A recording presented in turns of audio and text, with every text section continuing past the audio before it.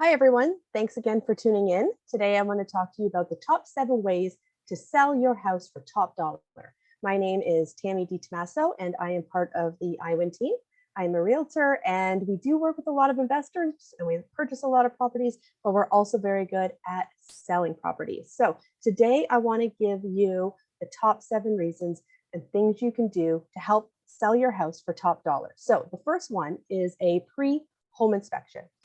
Sometimes we are in a market where there's no conditions. So there's no financing condition, there's no home inspection condition. So if you're able to do an inspection before you list the house, that can really give your buyer some peace of mind. It also allows you the opportunity to fix some of those items if you'd like to. Let's say there's some small items, some wear and tear on the house. There's a lot of little things that you can do to help spruce up the house and help fix it so that it's ready to sell. There might be some larger items that you can decide, do I want to take care of these now, or do I want to go ahead and just disclose them? So for example, if you get a home inspection, the inspector comes in and maybe they're noticing some moisture behind the wall, maybe a little bit of water, something you didn't notice, maybe it's behind a dryer or furnace or somewhere that you can't really see. And you want to be able to have that opportunity to let the buyer know that that's something that they're going to have to be aware of. So that actually protects you as well in the sale. So that's definitely something that you can do. Another thing that you could do, number 2, would be to do some renovations on the house. So whether them being small renovations like some flooring, some light fixtures, some paint, fresh paint can just brighten up a whole house. Or maybe you'll have some larger items like doing your kitchen or doing a bathroom. A lot of times we have buyers that will come in and maybe they're even a first time buyer and they don't have the extra money to do any sort of renovations, or maybe they don't like doing renovations like myself. I remember the first time I bought my house, I was young in my 20s and I had enough money for my down payment and for my house. I didn't have any extra money at that time to put into my renovations, to maybe do a full kitchen or a bathroom, for example. So if you're able to purchase it, roll that into the mortgage, sometimes that's a little bit easier.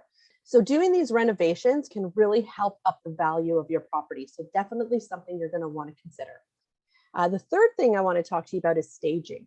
I really feel like this gets overlooked. A lot of people can't see the value of that, which is unfortunate.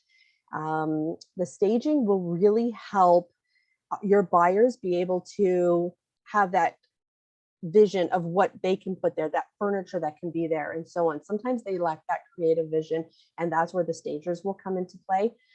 It also helps if you have maybe some small rooms or small spaces or some of those awkward spaces. So they're able to fill those gaps, and a lot of times people can see that a little bit better. The other thing is it does take their attention away from maybe some small defects in the house, maybe their usual wear and tear or some paint chips or so on. Not big items, of course, but still it will help them not maybe focus on those things particularly. A lot of times sellers don't want to spend the money on the staging and they feel like it's just too much money to put up front. So it's definitely something to talk to your realtor about.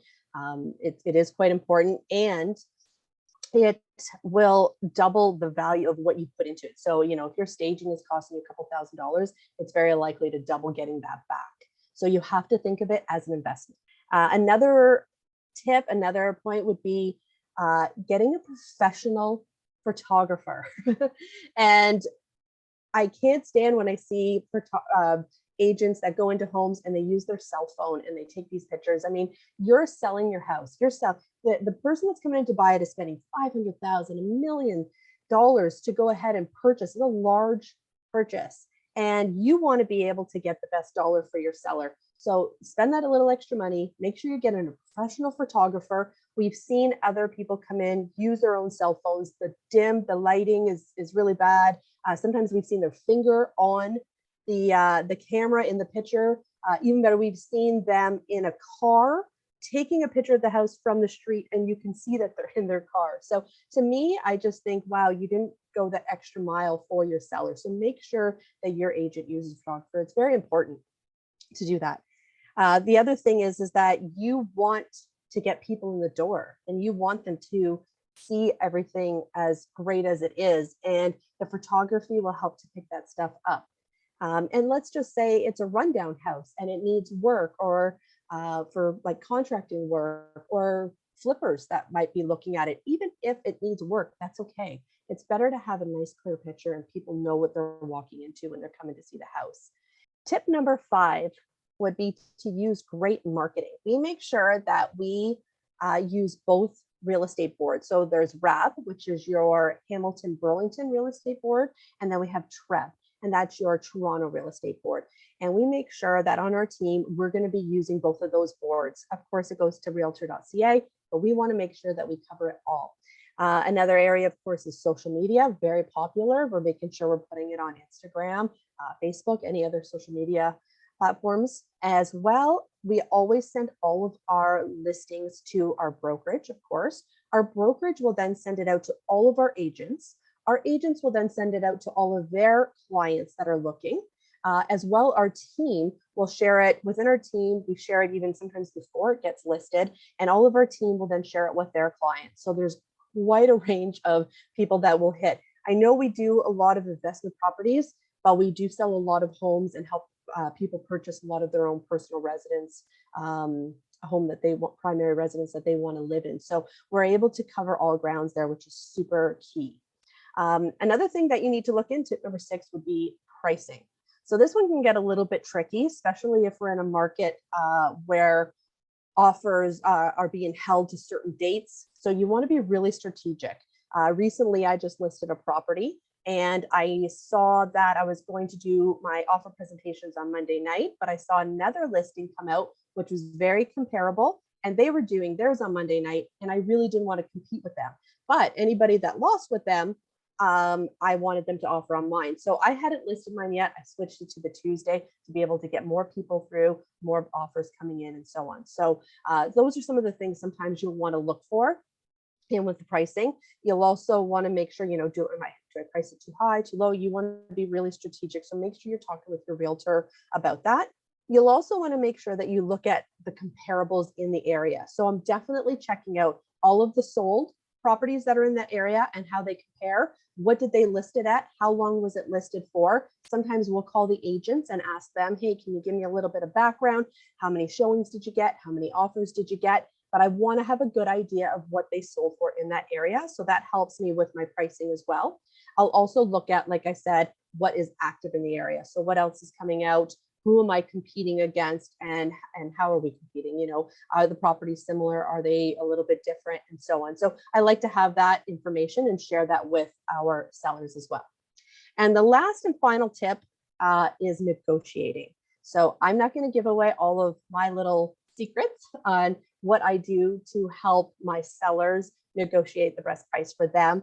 But I do want to make sure that you know that you're working with a realtor that is working really hard for you.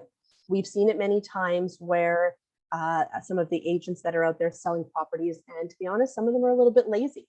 They don't do a lot of effort. They don't make the phone calls, double checking, make sure they're putting out all the information of how many offers are coming out and trying to get more offers to come in for your property. So you want to make sure that they realize that, at the end of the day, we're working for you. And we want to make sure you get the best price for your property. So that is definitely really, really, really important to make sure you have a great negotiator working for you. Okay. So I hope these tips helped a little bit. And if you do need any help selling a property, please reach out. Of course, we're happy to help you. And don't forget to subscribe to our channel. Thanks, guys. Thank you for watching. If you want to learn how to invest in real estate from scratch, my team teaches beginners how to use the #1 investment strategy that I personally use in a virtual free training class every month. Go to investortraining.ca/YouTube to register for our next class. The link is also in the description as well. I publish at least 2 to 3 videos a week here, so subscribe if you want to keep learning from seasoned investors like myself and my guests. And if you're just starting out, feel free to ask questions and comment below, and I do the best to answer each of those comments and questions myself. Again, if you're ready to learn the nitty-gritty about real estate investing from a professional investor, register for our next virtual class. That's at investortraining.ca/YouTube. Thanks again for watching. See you in the next video.